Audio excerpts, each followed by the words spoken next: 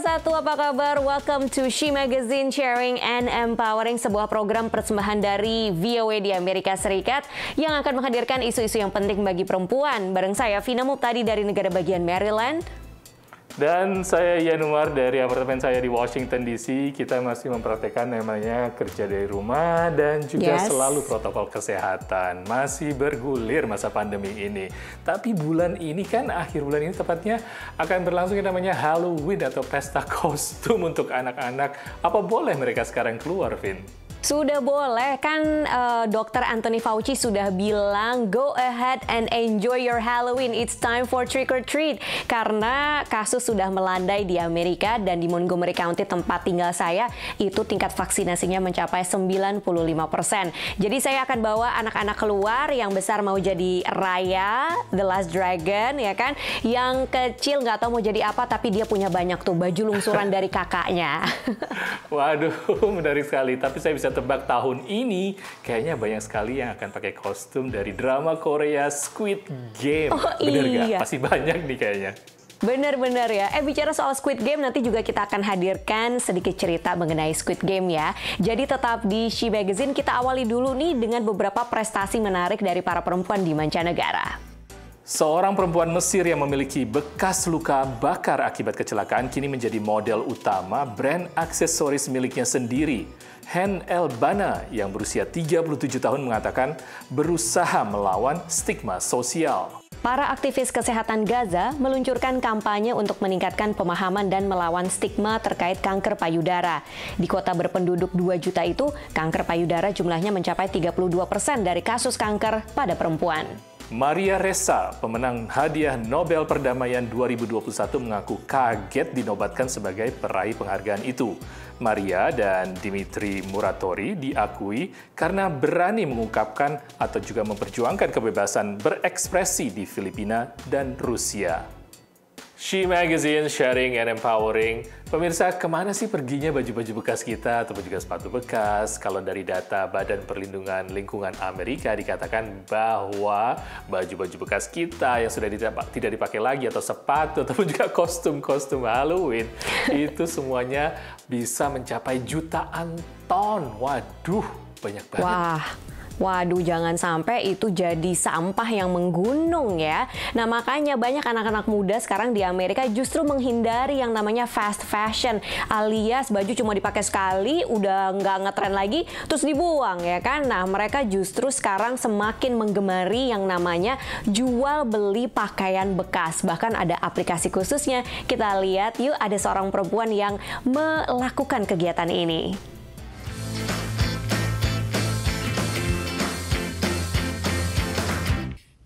Dari Cleveland, negara bagian Ohio, Moira jadi influencer alias bintang media sosial dengan sekitar 40.000 follower.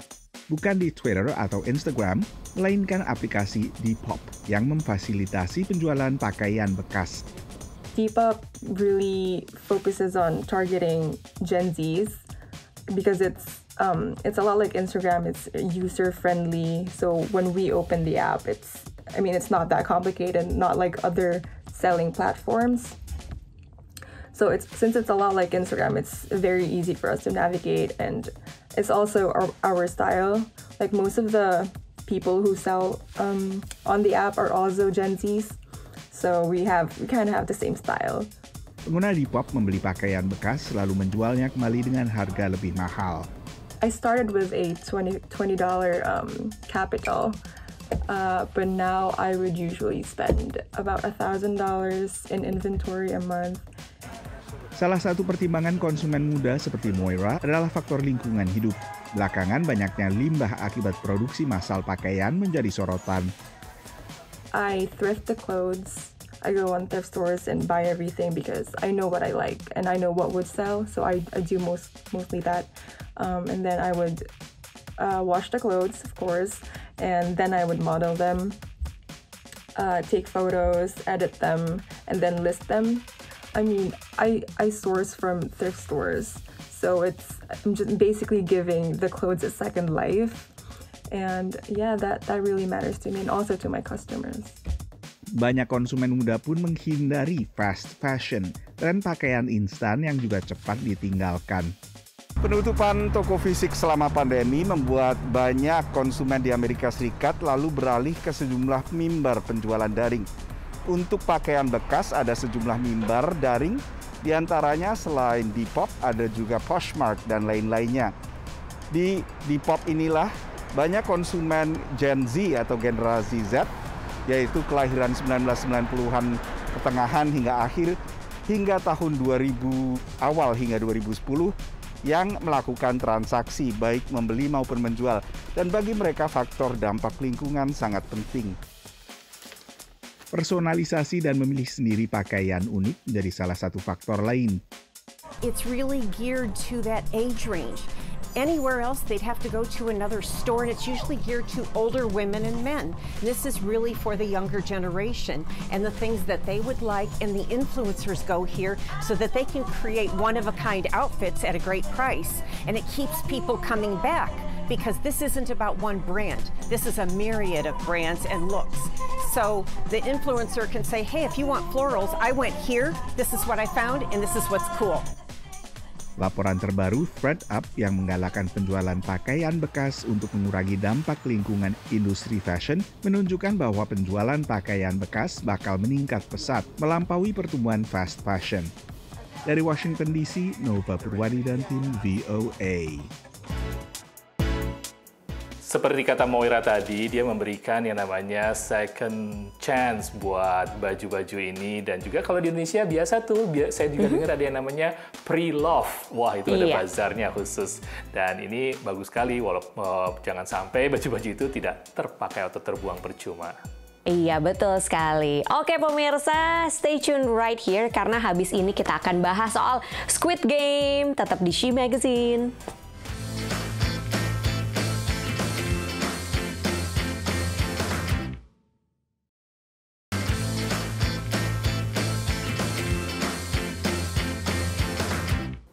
Pemirsa, Anda masih bersama She Magazine, sharing and empowering. Aktris Inggris Jodie Comer masih tergolong baru dalam film-film Hollywood. Dan sebuah film barunya itu Free Guy, dia justru berakting dan cukup menarik di akting di film tersebut ya.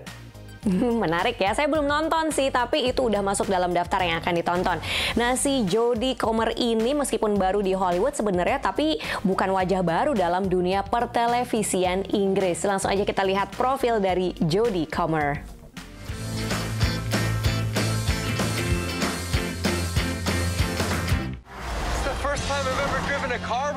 Ada wajah baru dalam film terbaru Hollywood, Free Guy, yang dirilis secara internasional mulai 11 Agustus. Namanya Jodie Comer, ia adalah aktris Inggris. Meski terbilang baru dalam jajaran aktris film-film blockbuster Hollywood, ia sebetulnya sudah punya nama di dunia akting, khususnya di dunia pertelevisian Inggris. Comer bahkan sempat merebut penghargaan aktris terbaik versi Emmy pada 2019 lewat film drama seri intelijen Inggris Killing Eve. Ia juga baru menyelesaikan proyek film drama televisi Help, di mana ia beradu akting dengan aktor Stephen Graham sebagai pekerja di panti jompo yang dilanda pandemi virus corona. Free Guy memang film blockbuster pertama Comer. Tak heran bila ia merasa bangga sekaligus cemas ketika film itu akhirnya dirilis setelah melalui serangkaian penundaan karena pandemi COVID-19. Film itu sendiri dibesut pada 2019. It was supposed to come out like a year ago, so it's been a long wait. But I was just saying, like I feel like it's come out at the perfect moment. Free Guy dibintangi Ryan Reynolds sebagai pegawai bank yang pada awalnya merasa beruntung karena ia menjadi karakter yang tidak dapat dimainkan dalam video game online Free CD yang tiba-tiba berubah menjadi permainan offline. Namun situasi berubah setelah ia bertemu dan jatuh cinta pada tokoh yang diperankan Comer. Comer dalam film itu berperan sebagai avatar bernama Molotov Girl dan pengembang video game bernama Melee. Aktris berusia 28 tahun itu mengaku sempat cemas saat memainkan aksi laga dalam film itu. Yeah, I'm just trying to soak it up, you know, like being on set with the cast and the crew. A lot of the crew come back every year, so it has a very kind of family feel. So yeah, I just want to make the most of it. Paradise. Film yang diproduksi bersama oleh Reynolds dan disutradarai oleh Sean Levy ini juga dibintangi oleh Joe Keery, Lil Rel Howery, dan Utkarsh Ambudkar. Selesai dengan promosi film Free Guy, Comer akan sibuk dalam pembuatan film Kid Bag bersama dengan aktor Joaquin Phoenix. Di film mengenai Napoleon Bonaparte itu, Comer akan berperan sebagai Josephine, istri pertama Napoleon Bonaparte, pemimpin militer dan kaisar Prancis yang menaklukkan sebagian besar Eropa pada awal abad ke-19.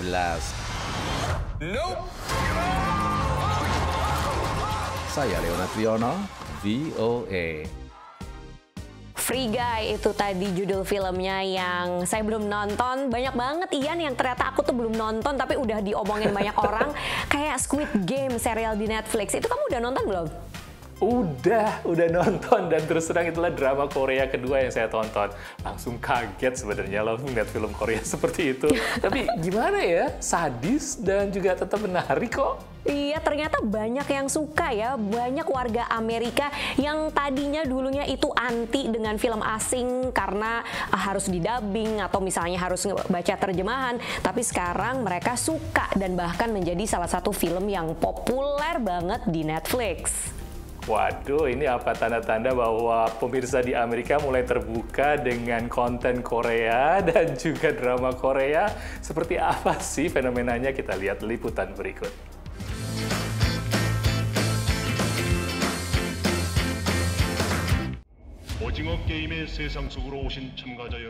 Sejak pertama ditayang oleh Netflix pada pertengahan September, serial TV Korea Selatan Squid Game menjadi salah satu serial TV yang paling banyak ditonton dan dibicarakan di media sosial di Amerika Serikat. In the beginning, when I started watching Korean dramas, people were like, "What? What are you watching?" You know, I feel a little vindicated. Let's just say, because they're really good, you know, and people are not willing to give new things a chance until other people say, "This is good, check it out." Squid Game akhirnya menyusul sukses produk hiburan Korea Selatan lainnya, termasuk film Parasite yang akhirnya menjadi film berbahasa non-Inggris pertama yang memenangkan penghargaan Oscars, juga sukses film Minari. Belum lagi populernya musik K-pop membuat warga Amerika Serikat akhirnya mengemari drama dan musik Korea, meski terlambat dibandingkan belahan dunia lain. Korean content is here to stay with Parasite and BTS and Squid Game. I don't think anyone can ignore it anymore. I think it's, and there's a reason Netflix invested and Disney and Apple are investing all that money in Korean content, because it's here to stay and it's going to take a bigger chunk of the entertainment dollar. Selain meningkatkan minat terhadap konten hiburan Korea, Squid Game juga mendongkrak jumlah warga yang berminat mempelajari bahasa Korea. When I started learning Korean 2 years ago, people didn't understand why, but now Korean is more mainstream in the Western world, and people get fascinated when I say that I'm learning Korean. Mimbar pelajaran online Talk to Me in Korean yang memiliki pengguna di 190 lebih negara juga mengalami lonjakan peminat. 오징어 게임 열풍이나 BTS 열풍이 있기 전에도 한국어를 배우시던 분들은 수백만 명이 있었고 저희도 많이 그걸 접했는데 그분들이 사실 어느 정도는 좀 외롭게 공부를 한 면도 있었거든요. 내 주변 친구들 중에서 나만 공부를 하고 있다든지 아니면 한두 명만 공부를 하고 있다든지, 근데 이제 전 세계적인 좀 현상이 되었잖아요, 오징어 게임이나 BTS가. Sementara buat aplikasi belajar bahasa Duolingo, pengguna program bahasa Koreanya melonjak 40% di AS sejak penayangan Squid Game. Popularitas konten, hiburan, dan juga budaya Korea ini akhirnya juga ikut memperkaya kosakata bahasa Inggris. Kamus yang menjadi acuan dan diterbitkan oleh Oxford University Press misalnya, tahun ini menambahkan 26 kata serapan dari bahasa Korea. Mulai nama berbagai hidangan seperti bulgogi dan japchae, hingga mukbang atau video yang menunjukkan seseorang menyantap makanan sambil berbicara dengan penonton video ini. Dari Washington DC, saya Nova Purwadi dan tim VOA. Sutradara Parasite pernah bilang kan dulu, dia bilang gini, kalau penonton Amerika atau penonton Barat sudah bisa mengatasi challenge membaca subtitle, maka semakin besar peluang untuk menyaksikan film-film berkualitas dari mancanegara. Mulai keracunan drama Korea di Amerika, fenomena yang menarik sekali. Jangan kemana-mana pemirsa, kita akan kembali setelah yang satu ini.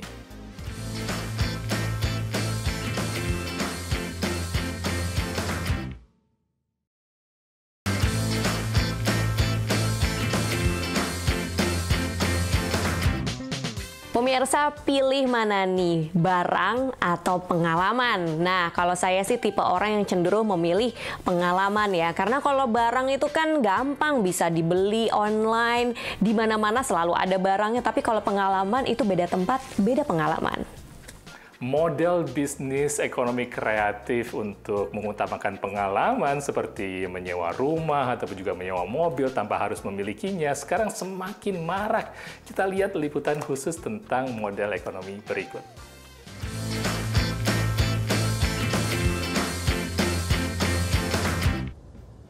Di kawasan Queens, New York, Carmen menyiapkan rumahnya untuk tamu. Bukan untuk menginap seperti layaknya Airbnb, tapi untuk layanan terbaru yang bisa dipesan online lewat aplikasi ponsel, Swimply, layanan berbagi kolam renang dengan tarif per jam. At first, I was a little reluctant because I said, I don't know who's coming. I want to make sure they feel comfortable and I feel comfortable. But it's been the best experience. To have someone enjoy my home as much as me and make it feel like their own is something very special. Kepada kantor berita Reuters, Carmen menceritakan siapa saja yang menjadi klien utamanya. Usually, I get a lot of renters from the city who are living in apartment buildings and or in homes with probably no backyards. And they come here and they have a wonderful time. They call it a staycation. Yes. Untuk berwisata di tengah pandemi tak perlu jauh-jauh. Itulah yang ditawarkan Swimply. Staycation alias wisata tanpa meninggalkan kota sendiri menjadi pilihan. I call it the oasis in Queens. People come here and they feel just as home. It's very relaxing. As you can see, a lot of seatings and plants and flowers and all the amenities, showers, freezers, coolers, restroom, you name it. Carmen menyewakan kolam renangnya seharga $75 per jam. Untuk membiayai kegiatan usahanya, Swimply menarik 15% dari tuan rumah dan 10% dari tamu. Tapi dengan pungutan ini pun Carmen bisa memperoleh penghasilan tambahan hingga $8.000 sebulan. Penelitian baru oleh University of Texas at Austin menemukan bahwa kepuasan dari pembelanjaan eksperiensial atau untuk pengalaman berkesan jauh lebih membekas di hati konsumen dibandingkan pembelanjaan untuk hal-hal material alias barang. Dan ini disadari oleh konsumen maupun para ahli selama pandemi. Selama orang di rumah saja, banyak yang akhirnya membeli barang terutama online.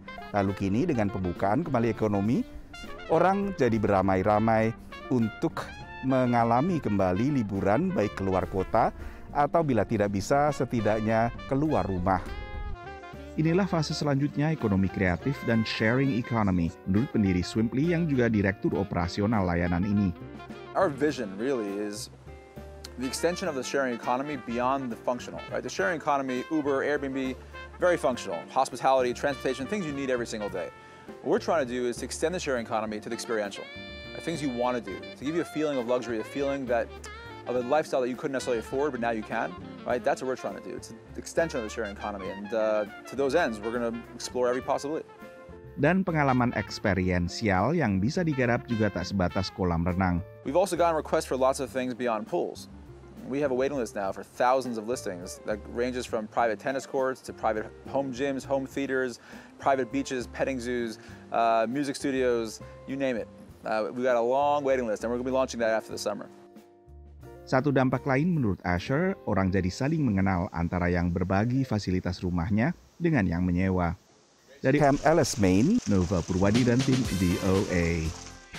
Intinya kita harus pandai memanfaatkan yang namanya peluang ekonomi kreatif. Betul. Ngomongin soal pengalaman, pemirsa, ini ada pengalaman menarik nih kita ikuti, yaitu ada sebuah festival olimpiade dan juga pemilihan Miss suku asli Amerika. Ini menarik sekali dan dilakukan di bagian negara yang cukup terpisah jauh dari Amerika, itu di Alaska. Nama acaranya adalah Miss World Eskimo Indian Olympics dan ini menjadi puncak kontes di sana. Ini bukan kontes kecantikan loh pemirsa, melainkan kontes bakat gitu kan. Dan pemenangnya ini menjadi duta budaya tradisi suku asli di Alaska. Kita lihat yuk.